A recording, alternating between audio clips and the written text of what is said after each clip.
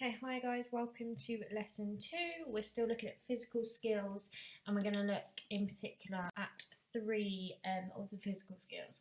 So just pause the video and test yourself. What physical skills from last lesson can you remember?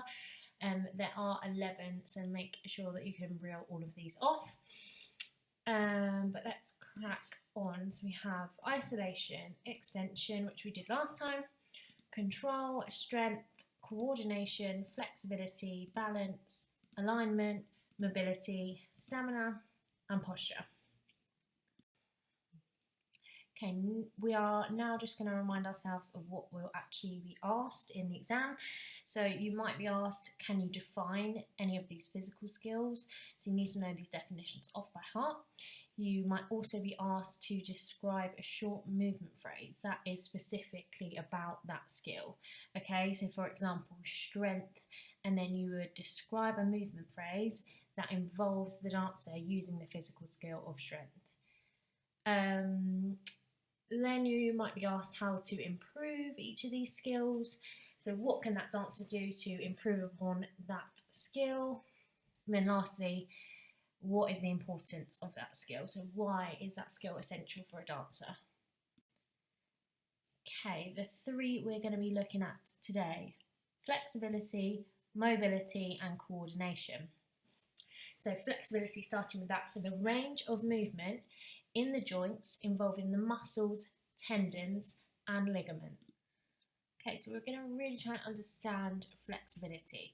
So if we take the middle picture, in the pictures that you can see on the screen, you can see how much range of movement the leg has at the back. So a large range of movement, meaning that she has a large flexibility.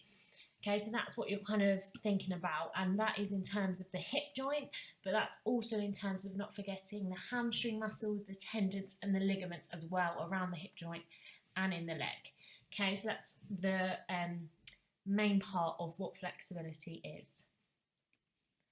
So we normally say that when someone's flexible, they can stretch, they can bend into different positions. So that is about having that higher range or larger range of movement in the joints. Okay, mobility. So that is the range of movement in a joint. Notice how that is very exactly similar to flexibility pretty much. However, there's that second part on the end, the ability to move fluently from action to action. Okay, so being mobile, so being flexible, but actually being able to move from action to action, and that is mobility.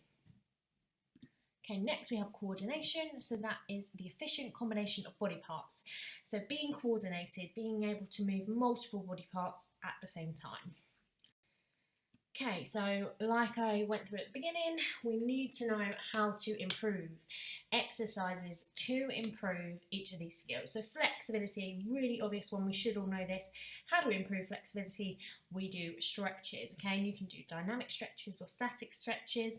And there's an example there at the bottom. So if you were increasing the flexibility in your hip joint or your hamstrings, you could do jazz splits, then you can make it harder into full splits, then you can make it even harder into raised leg splits. So we're seeing that progress so that the dancer can get gradually more flexible through the stretches. Okay, mobility.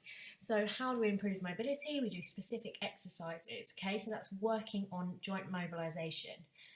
We should know joint mobilisation from our safe practice elements, so our warm-up. We know that there's a joint mobilisation section in the warm-up, so that is really just mobilising all the joints, getting the joints warm so that we can move effectively.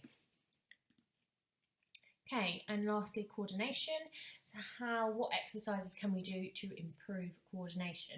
So you can break down movements. So you could, like we do in class, like chunk them together, break them down, do them slowly, and then when you're more confident, you can get quicker and quicker, improving your coordination as a dancer.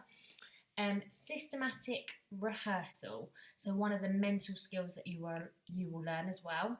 So it's to train your movement memory, so to think about doing the action more and more to get it in your memory, and then that will come out when you're actually performing physically the phrase of movement.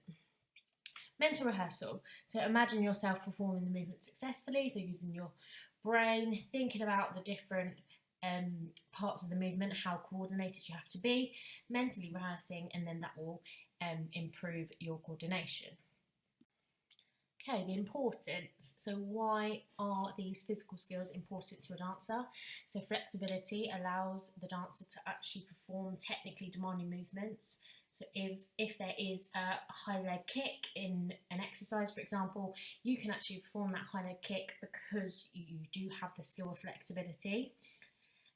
Flexibility can also make the performance look more effortless because you are so mobile, so flexible, it can look more effortless to the audience.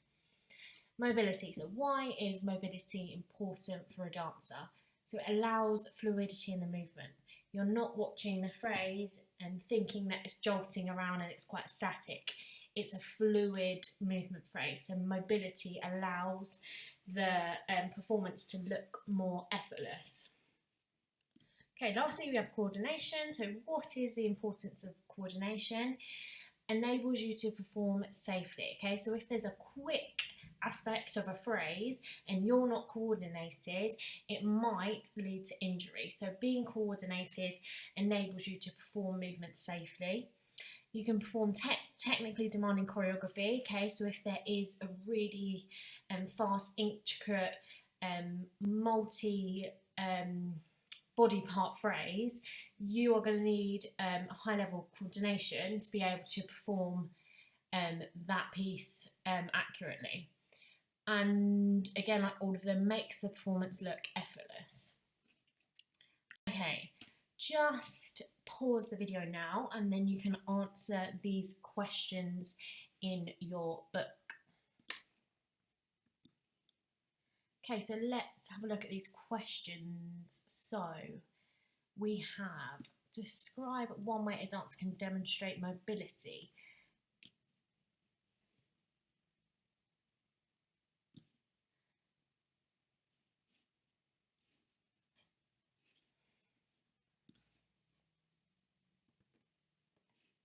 Okay guys, so I've just underlined for you some of the key words. So describe, really important. So it tells you straight away that you should be describing a phrase. So describe one way a dancer can demonstrate mobility in a dance performance. Okay, so this is just the description. The examiner needs to have a detailed description of a dancer that has mobility in a performance. Okay, so making sure that all the examples involve the mobility physical skill. Second question, describe one exercise. So again, like the first one, you're describing an exercise a dancer can do to improve their flexibility. So this is kind of a double one. So you're describing the exercise, but the aim of that exercise is to improve their flexibility. So make sure you talk to the examiner about how a dancer. Okay, last thing I want you to think about is how does flexibility, mobility and coordination contribute to a dancer's final performance? Okay, so this is setting us up perfectly for section B of the exam paper. So thinking about when we have to talk about our duet and trio or our set phrases, how these physical skills are going to contribute to the dancer's final performance.